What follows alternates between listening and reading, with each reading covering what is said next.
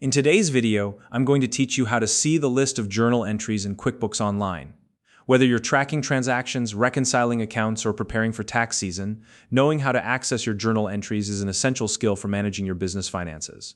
QuickBooks Online makes it easy to find and review these entries, and in this tutorial, I'll guide you through the exact steps to locate and access the journal report within your account.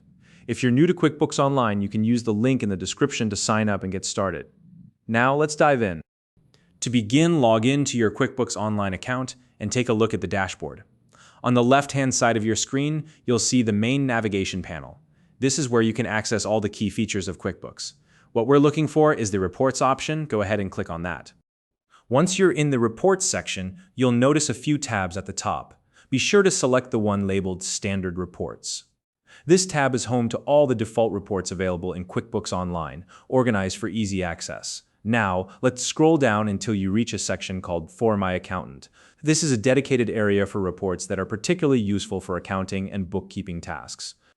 Within the For My Accountant section, you'll see an option labeled Journal. Click on it and QuickBooks will generate a detailed report of all the journal entries recorded in your account.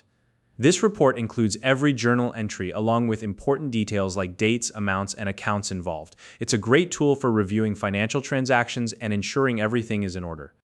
Take a moment to review the report. You can scroll through the entries to find specific information or use the filters and search tools available within QuickBooks to narrow down your results.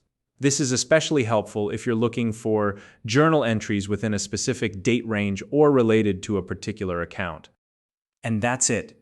You now know how to find and review the list of journal entries in QuickBooks Online. If you found this video helpful, please like and subscribe.